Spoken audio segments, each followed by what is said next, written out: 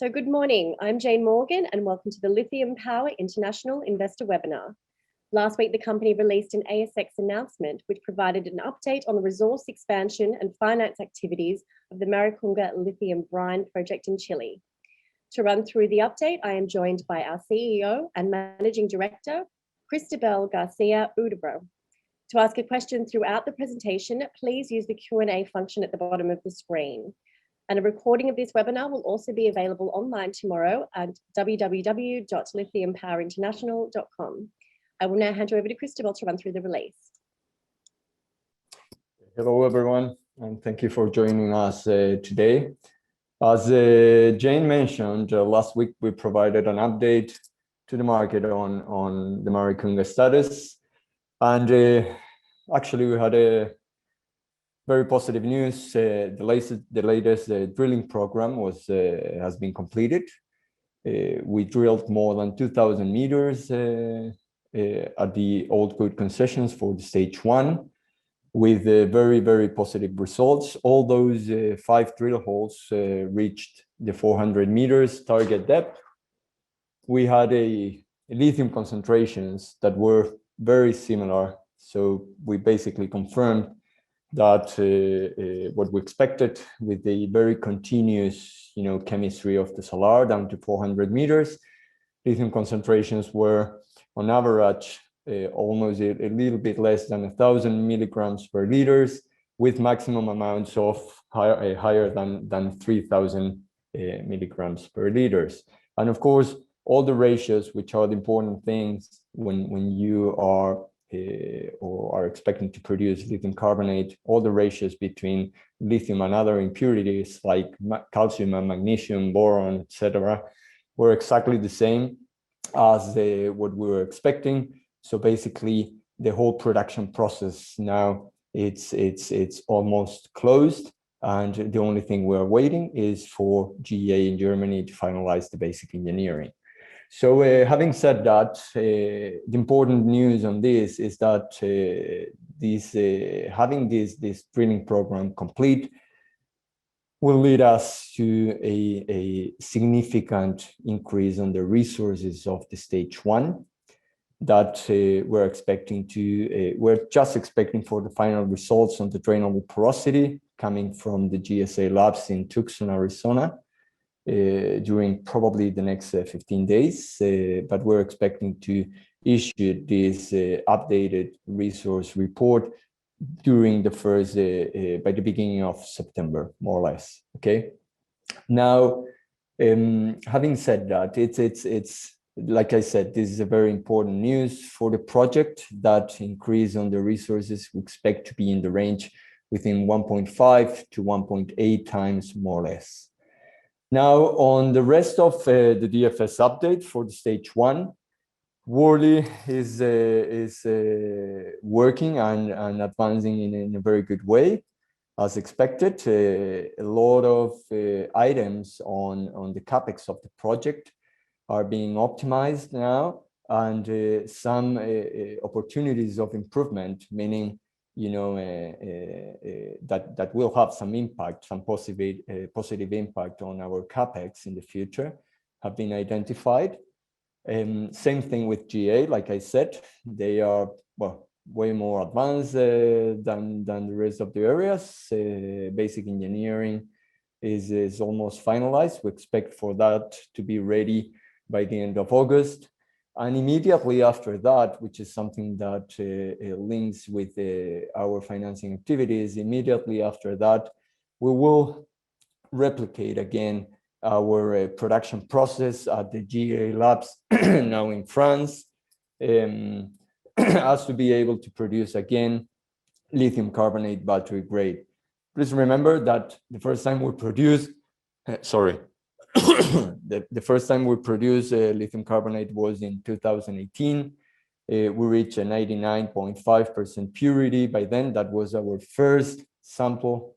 And since that day until today, we have been working on the optimization of the whole production process. We're reaching efficiencies that are, very positive, probably between around 10% higher than the usual efficiencies that the brine market is seeing in the traditional processes. So we're very happy with that. And the idea now, because we're pretty sure that we will be able now to produce a much higher, a more pure lithium carbonate, but that's not the important thing here, because at the end of the day, what matters is, there are other requirements of the different off-takers.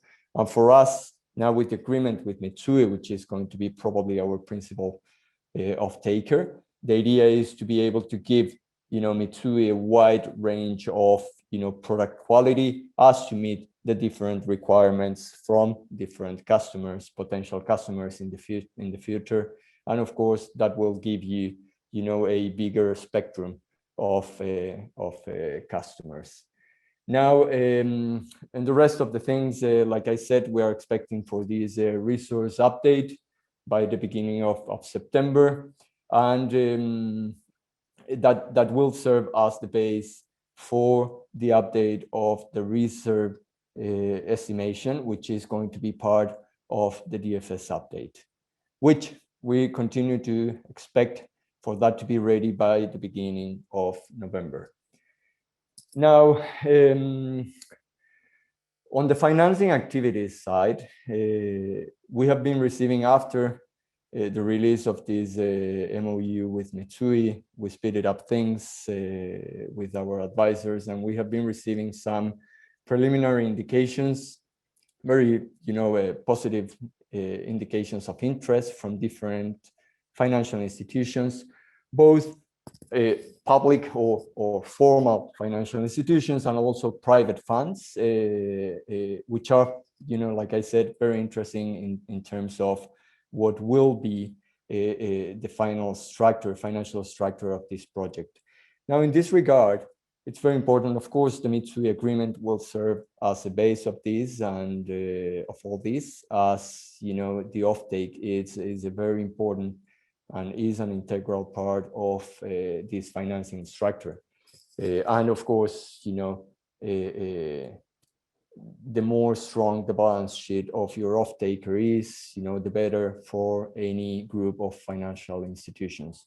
But the important thing on this is that because of this price recovery that we have been seeing during the last 3 or 4 months, now prices are again in the neighborhood of the $14,000 per ton, more or less. That means that the cash flows of the Maricunga project are going to be much more strong, and of course that has a very positive impact on the level of leverage that the project can support. Our idea here is to structure or to finance this through a project financing structure. So it's something that we still need to work on, and I mean the optimization part of this. We will have a mix probably of a formal financial institutions, probably on the senior part, and some private funds on the rest of the debt. But the target of the company now goes back to 50% of the whole capex of the project.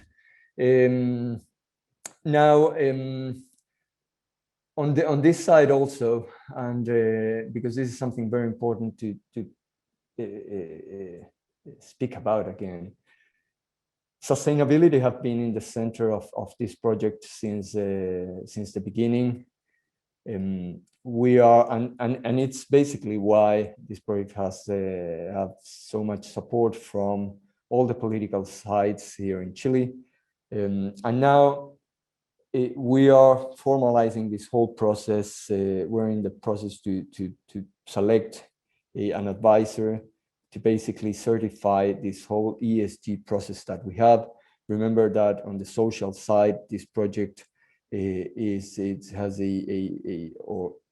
a big innovation, especially here in Chile, that was to include all the indigenous communities that we have on the influence area of the process of the project. Since the beginning of the development, they have been participating on the design and development of the project. They were part of the basic lines, preparations for environmental impact assessment. And I can say now, and all these processes have been done following the rules of the 169 ILO treaty. So, and having an international, viewer for this. So this is something that makes us very proud, and they feel part of the project now. They will participate on the benefits that this project will generate throughout all the mine life of the project, which in present value will have is an amount of higher than 15 million US. So basically, it's a new way to do things here in Chile, especially from a social point of view, and also from a more environmental, more basic point of view, environmental point of view. We are aiming to transform ourselves on the first zero emission brine producer. This project, regardless, we already have a very, very, very low CO2 emission. We want to eliminate that, and for that, we have been negotiating with different solar renewable generators here in Chile. So this project will be one of the first that will only use solar renewable energy in the north of Chile. We're not going to use any other type of energy here. And that has also a very positive impact on the local economy, because part of those projects are going to be or will become a reality because of this long-term PPA that will be signed with MSB here in Chile. So that's a very important thing for the project, and also for the future off-taker of this project. Today, all the off-takers and all the final customers cares about the source and the origin and how you were able to mine this lithium. So the idea is for MSB to be seen as a very, very, very green producer. Now, I know there has been some questions on the DLE side. DLE is a completely different technology, but we're working on that with Mitsui, as you all read on our press release for the MOU. This DLE technology, this pilot plant, is operating now in Tokyo. We still can't disclose the name of the other technological partner that is participating on this with Mitsui, but we expect to have some results within the next 2 or 3 months from that operation. And if things goes well, we expect to dismantle that pilot plant now in Tokyo and transport it to Chile, as to be able to assemble here and start its operation at the Maricunga Salar at the site directly. Now, in terms of what that DLE technology means for us today for the stage 1, remember, we're not going to use within the project life or any project life, the moment in which you define the technology that you will use, it's very early. It's on a very early stage on a project, because you have to prepare all your environmental impact assessment is based on which technology are you using, because you need to calculate those impacts and evaluate those impacts from what your baselines are. So basically, the decision to use traditional technology for us happened during 2016, 2017, more or less. Okay, so now all this DLE technology is something that in which we will continue working, and it will be probably part of an expansion of Maricunga in the near future. It's not as it's not less expensive. It has different requirements, and from an environmental point of view, it also has different requirements. Reinjecting a brine, which from a chemical point of view is completely different of what you pumped out, it's not easy. You have to make your evaluations, and remember, these technologies have been in the market for quite some time now, and yet today we haven't seen an operational, a big operational project, using those. But we will in the near future, because I do think that those will serve to probably exploit, other types of salars, especially in Chile, smaller salars with lower, lithium concentrations, and that's the idea. That's the idea.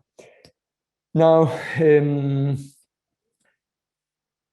on the side of our timelines, and this is always, of course, subject to some uncertainty, but our idea is to be able to start the due diligence with Mitsui once we issued our updated resource report. We will start, part of the legal and, of course, this part of this technical due diligence once that's ready, and that will continue while we are finishing the other parts of the update for the DFS. So our expectation is for that due diligence to be ready and finalized probably by the end of the year or by the very beginning of next year. In parallel, we're already working with financial institutions here, and also with Japanese financial institutions like the JBIC, and the idea is to move forward with those conversations as to be ready once this offtake part of the agreement with Mitsui is signed, to be ready to move forward to a binding commitment by those financial institutions, and to be able to also to close the other part, which is going to be the equity. Now, once that's ready, which we expect to happen by the beginning of second quarter next year. Remember, this is a fully permitted project. We don't need to get any other permit here. So it will be, we will be able to, and in a position to take a final investment decision and basically to start the construction immediately once that financial structuring is closed. So as I said, this has some uncertainties, but we expect for that to be ready probably by the end of the second quarter. Now, the EPC process,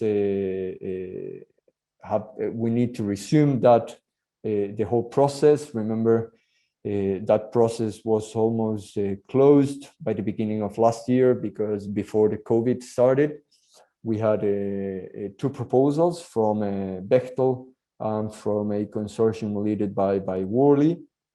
Both companies are very keen to be awarded with this contract.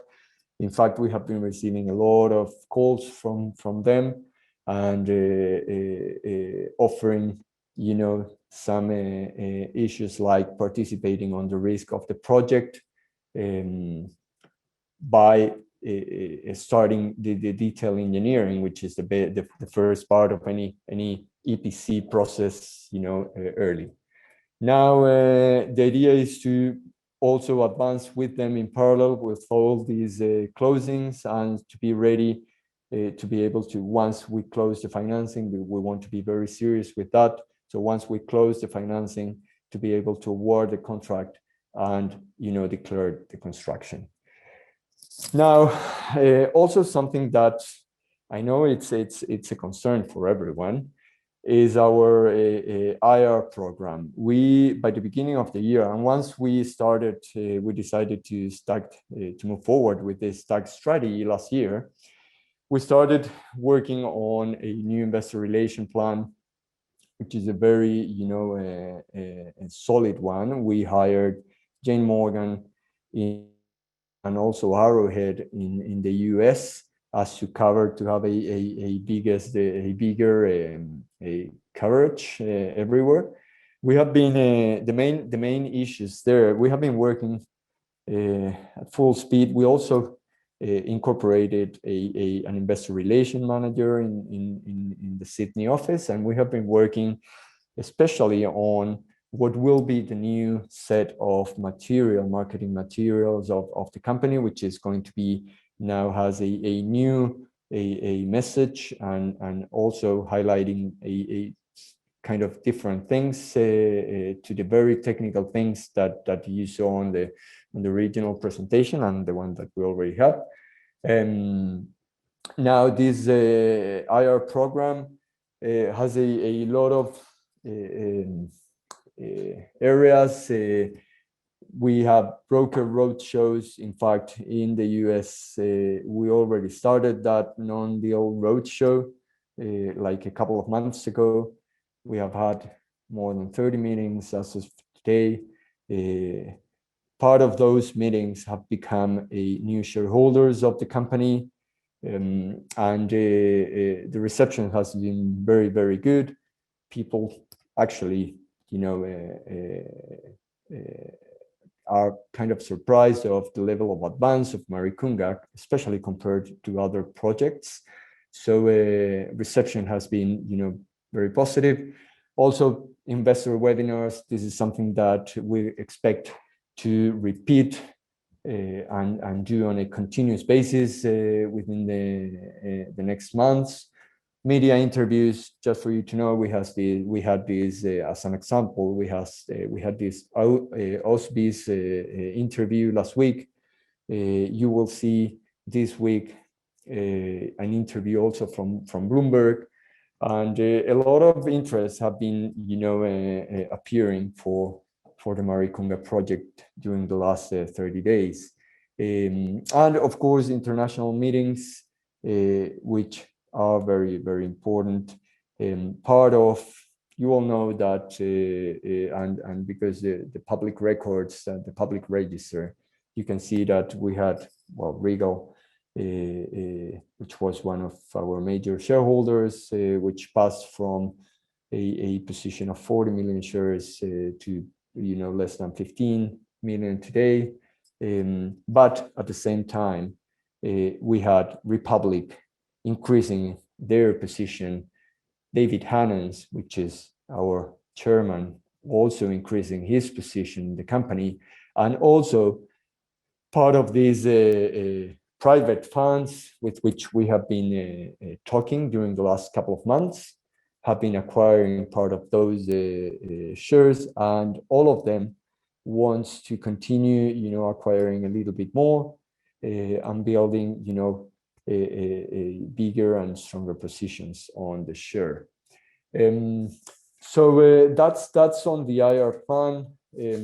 Of course, this will come through with a very a complete calendar of activities for the next 6 months. We're defining yet on all the conferences in which we will participate. We have been receiving some invitations from different organizers, both in the US, Europe, and of course in Sydney and other places. So we expect to have a very active, a semester from an investor relation point of view, which also we expect to have a very positive impact on our share price, which all of us believes is it's really undervalued today, and we're working for that to change. Now, one final thing I want to touch base on is the political situation in Chile. I know because I have been receiving some questions from different investors, and let me tell you that what has been happening in Chile, even though it has been shown as the outside of the country as something very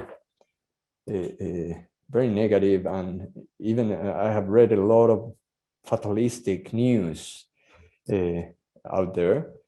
But all these, the center of this was these were these social, requests, which social demands, which, believe me,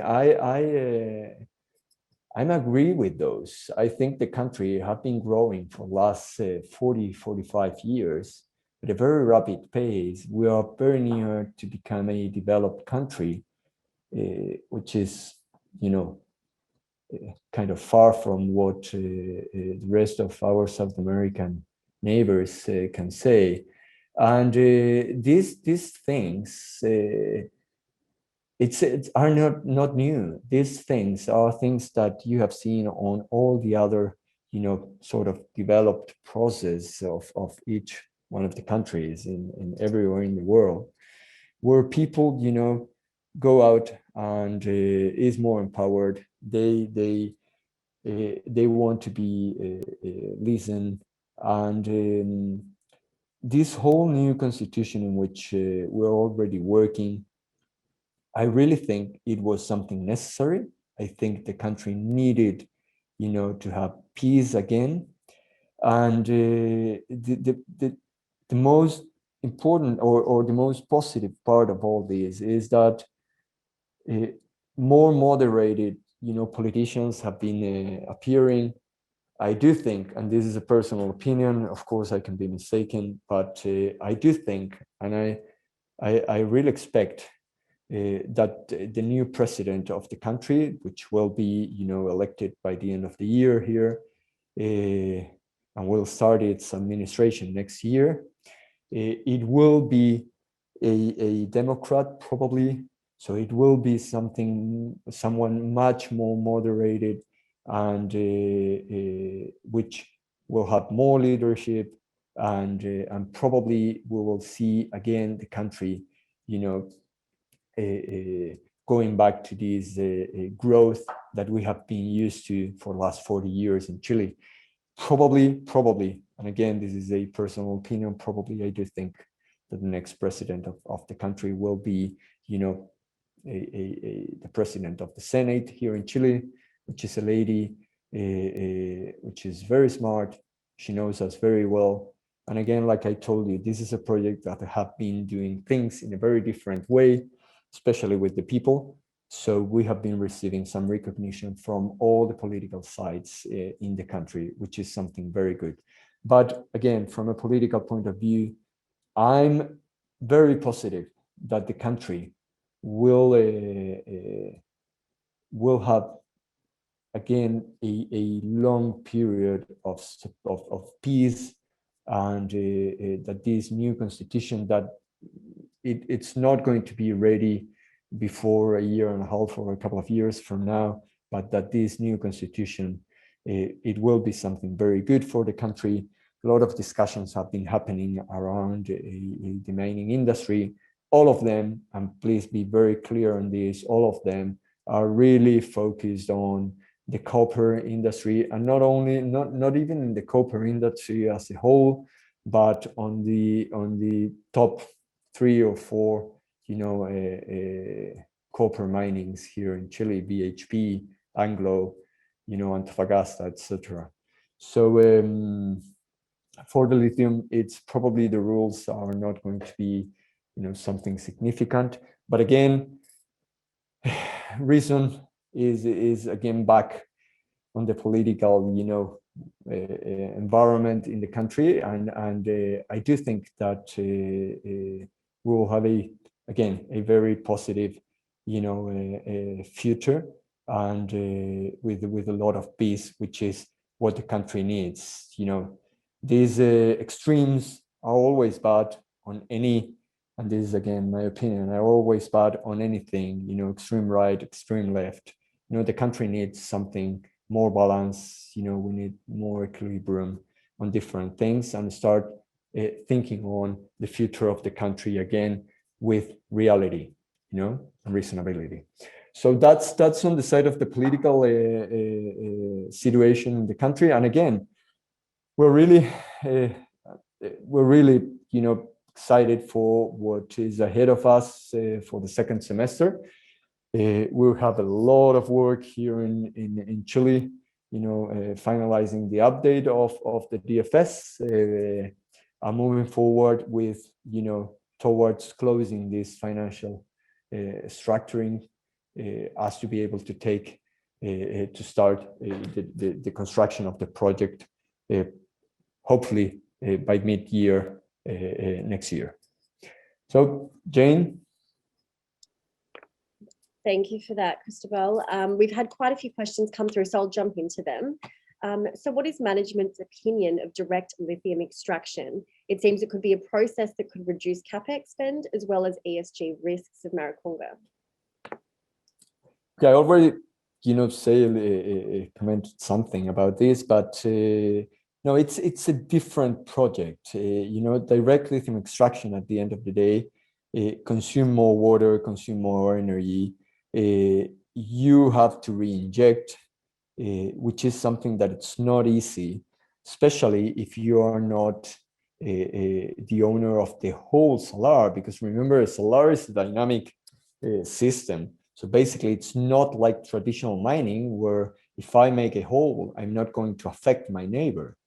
Okay, on a salar, if I re-inject something that is very poor in lithium or it has a different chemical composition, I will affect in the future the other, my neighbors, basically, and that's an issue.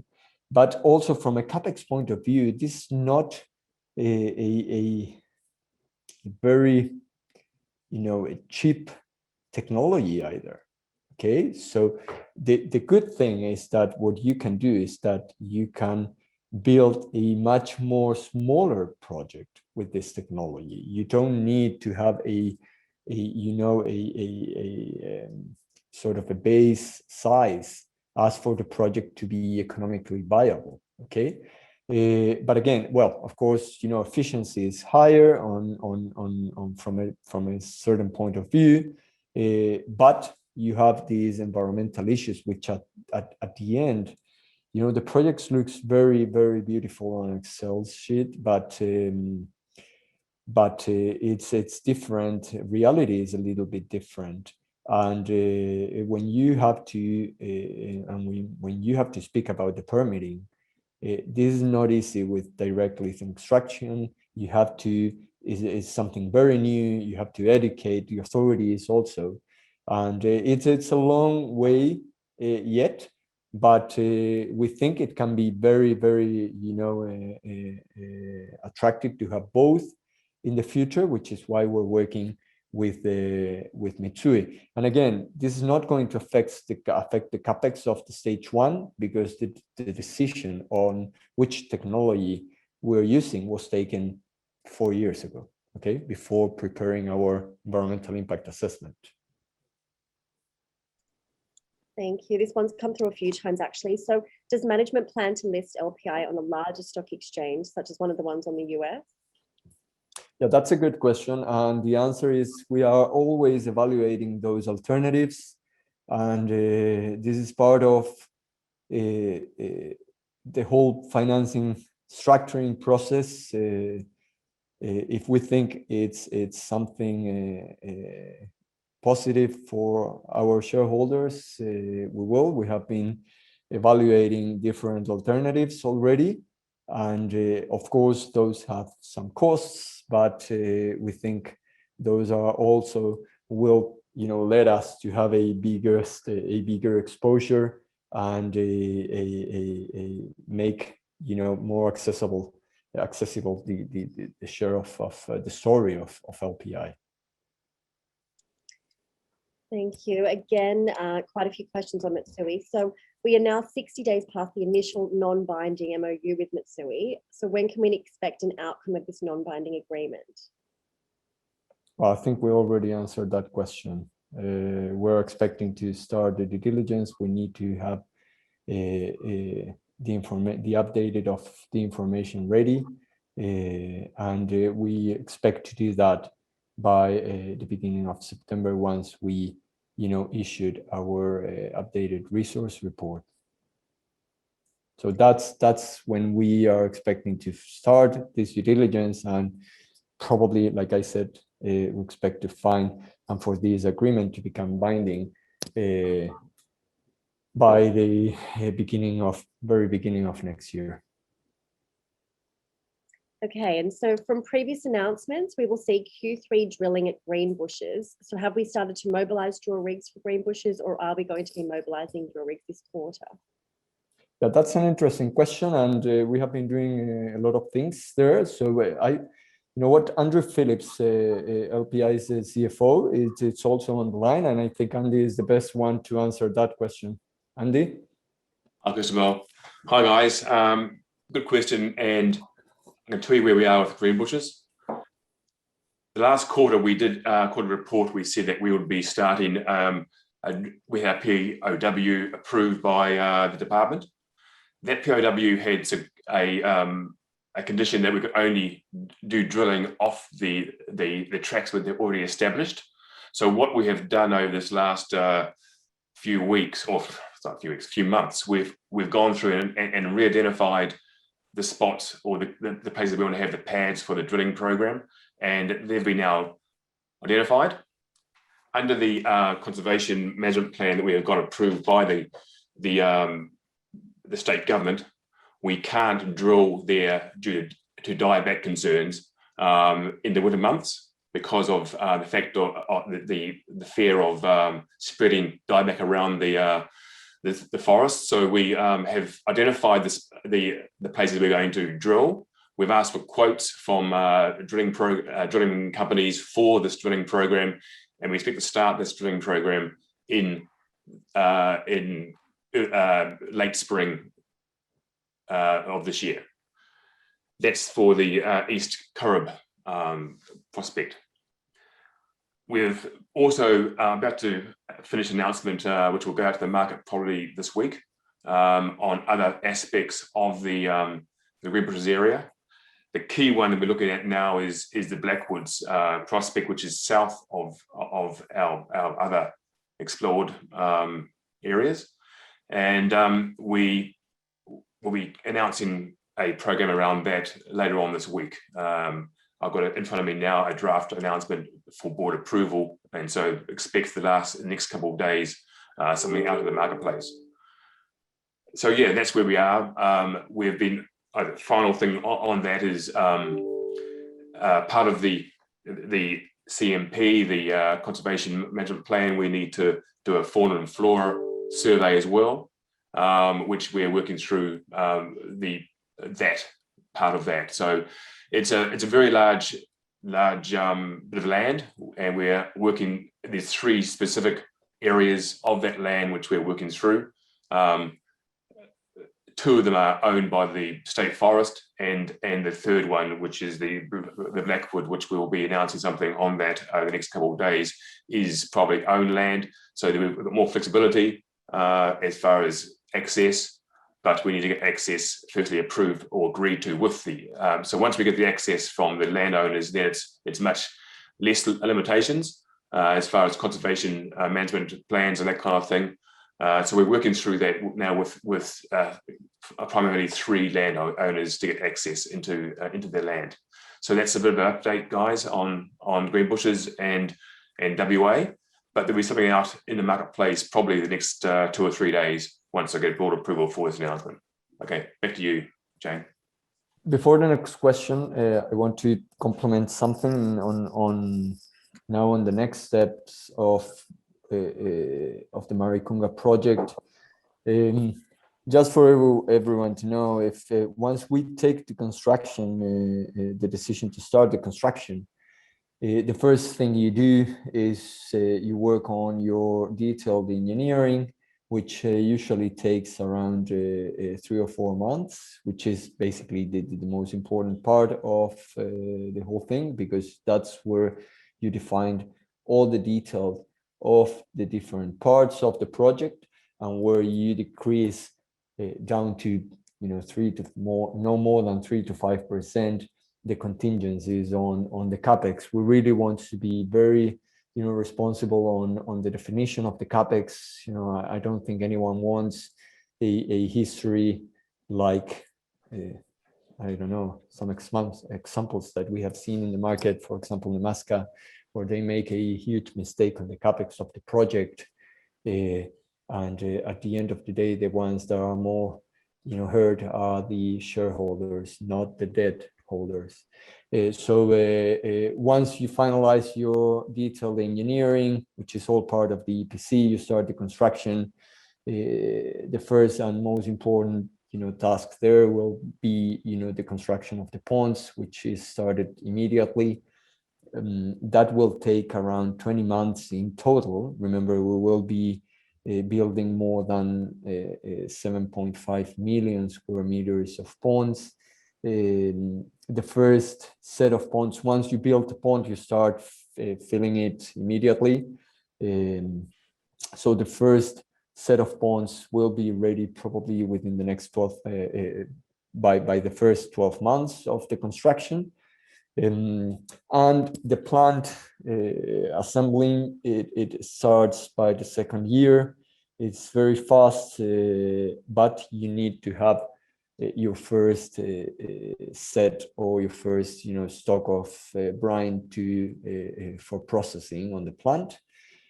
So the total construction should take around, an important milestone is when you start filling your first ponds, of course, but the total construction should take around 2 or 2.5 years, more or less. And the ramp up of the project, it takes another 2 or 2.5 years. The project don't start like it happens again on traditional mining, where you start producing some concentrated, you send it and that's it. A lithium project, a brine project, needs a ramp up period. So probably we will be producing at around 50% of our capacity during the first year, and we'll be reaching 100% within the second or 2.5 years, more or less. Okay, so that's basically challenging for the financing structuring of the project, because of course that's a period where your cash flows are not as strong as those are going to be once you are in fully production. But that's it. Sorry, James, go ahead. No, that's fine. That actually answered the next question that came through. Look, this question, I know you did answer it through the presentation, but it has come up a few times. So for shareholders that didn't get an update. So I understand that the share price can't be controlled by management, but we have to accept that our market capitalization is far lower than our competitors. So this could put us at a disadvantaged position when negotiating finance. So what are management strategies to improve the overall LPI marketing and improvement of the share price? Yeah, that's a good question, and I will separate that in two. Okay, the first thing is, yeah, you're absolutely right. We don't control, the share price of today, but we are doing on that regard. We're doing all these investor relation plan and all the activities in which we will be involved during the next semester goes right on that direction. We want for our share price to be, up. We want for this company to be recognized as what it is, and we are absolutely, sure that these assets are, today undervalued. So that's part of what we are doing, but we really are working on that. And the first or the best example and the best sign of that is all these investor relation planning which we are involved today. Now, on the financing side, that's the third question, and let me explain this because it's important. You have to separate the things on the financing structure, and you have to separate the debt and what will be a strategic partner for equity, for example. On the debt side, the value of the company in the market today has no impact at all, because what's important at the end of the day when you are structuring a non-recourse debt over a project financing structure are the cash flows of the project, and of course, how strong the balance sheet of your off-taker is. And now, the important part and the positive part of this is that I don't think of a stronger balance sheet than Mitsui is. And on the side of the prices, which basically are the main aspect on the equation for the cash flows, the prices have been recovering. I think that everyone will agree with me that the outlook for the lithium prices is very solid today. We're not going to get into the discussion of balance, the balance of supply and demand, but I do think that the market is going to be very tight. Building projects and operating lithium projects, it's not easy. And again, I don't think that all the so-called projects are going to see the light. But that's will hold the price, and of course this growth in demand will hold the price in a very high environment, and that goes straight have a very positive impact on our cash flows, and that will let us to target a higher level of leverage for this project. But that's on the debt side. So the share price on that regard has nothing to do. Now on the equity side, of course, we're not new in this industry, and this is not the first time that this kind of things happens. And I mean a decoupled of the market value of an asset with what its economic value should be. And we're not going to, of course, incorporate an equity partner if we see that the dilution for our shareholders in other words, if we don't see that it is on the best interest of our shareholders. So just for everyone to know, and I think that what we did years ago with other company is a very good example. Any negotiation on the equity side will go and will be based on the economic value of this project, okay, of the asset, basically. Thank you for that, Cristobal. So I've gone through emails and I've gone through all the Q&As that we've had sent through, and I think we've covered all the questions from today. So should we have missed anything, please feel free to reach out by the contact details at the bottom of the ASX releases. And as I mentioned earlier, a copy of this recording will be available on the Lithium Power International website as of tomorrow. So thank you all for joining us today, and we look forward to hosting you again soon. Thank you, Jane, and thank you everyone for joining us today.